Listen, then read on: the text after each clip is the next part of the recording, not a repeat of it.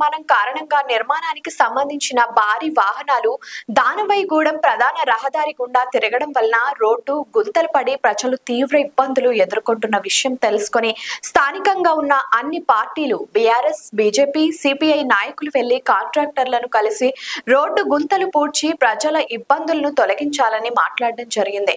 వెంటనే కాంట్రాక్టర్ స్పందించి రేపటిలోపు గుంటలు పూడ్చుతానని చెప్పడం జరిగింది. ఈ కార్యక్రమంలో బీఆర్ఎస్ 59 డివిజన్ మాజీ అధ్యక్షులు దామల రవి గారు, మద్దెల ఉదయ్, బత్తుల యేసు, బీజేపీ యువ నాయకులు వల్లల రమేష్, సిపిఐ నాయకులు ప్రతాపనేని వెంకటేశ్వర్లు, తిరుపయ్య తదితర నాయకులు పాల్గొనడం జరిగింది. దానవాయిగూడెం వెళ్ళే బైపాస్ నుండి వెళ్ళే ప్రధాన రహదారి ఇక్కడ దానవాయిగూడెం పక్కన కట్టే మున్నేరుకి పక్కన కట్టే కరకట్టకి ఇక్కడ నుంచే కంకర తయారయ్యి ఆ కరకట్ట నిర్మాణం జరుగుతుంది. దానవాయిగూడానికి వెళ్ళే రోడ్డు గుంటలు పడి 3 అడుగుల లోతు గుంటలు పడ్డా పట్టించుకునే నాదుడు లేడు.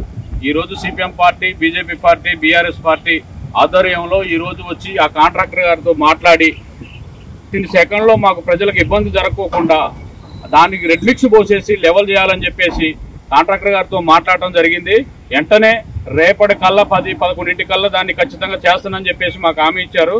కానీ దీన్ని కూడా రోడ్డు కూడా అతి తొందరలో ఇక్కడ నుంచి వెళ్ళే ఇప్పుడు దోర్నకల్లు కానీ మహబాద్ కానీ ఇటు నుంచి వెళ్ళే దారి గతంలో 3 ఏళ్ల క్రితమే శాంక్షన్ అయినటువంటి రోడ్డు ఈ రోజు కూడా నిర్మాణం జరగట్లే. గతంలో కూడా మేము ఎన్నోసార్లు ధర్నాలు చేస్తే మా మీద కేసులు పెడుతున్నారు, చాలా ఇబ్బందులు పెడుతున్నారు. ఎన్ని కేసులు పెట్టినా ఏది చేసినా వదిలేది లేదు.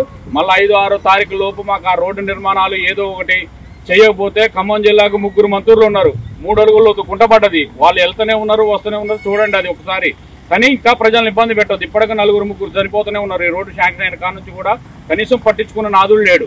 కానీ మాకు రేపటికల్లా ఆ గుంటలని బూడిపేసి చేయాలని చెప్పేసి ప్రజలు ఇబ్బంది పడతారని చెప్పేసి మేము ఎంతో ఇబ్బందులు పడుకుంటా ఇక్కడికి వచ్చేసి కాంట్రాక్టర్ని వెహికల్ అన్ని ఆపేసి చెప్పడం జరిగింది. వాళ్ళ సూపర్వైజర్ గారు వచ్చేసి రేపటికల్లా చేసేసి రోలింగ్ పెట్టి 3 సెకండ్లో లెవెల్ చేపిస్తున్నారని మాకు హామీ ఇచ్చడం జరిగింది. చెయ్యకపోతే మళ్ళీ ఎల్లుండి కూడా ఖచ్చితంగా రోడ్డు మీద కూర్చొని మేము ధర్నా చేయడానికి కూడా సిద్ధంగా ఉన్నాం. వదిలేదు లేదు. ప్రజలకు ఎటువంటి ఇబ్బందులు జరిగినా ఖచ్చితంగా ఇక్కడ అఖిలపక్ష పార్టీ మొత్తం కూడా ఎప్పుడు కూడా మేము ప్రజలకు అందుబాటులో ఉంటాం. రోడ్డు నిర్మాణ పని అయ్యేంత మటుకు వదిలిపెట్టే సమస్య ఉండదు. జై తెలంగాణ. లైక్ చేయండి, షేర్ చేయండి, సబ్స్క్రైబ్ చేయండి. మరిన్ని వీడియోల కోసం బెల్ సింబల్ పై క్లిక్ చేయండి.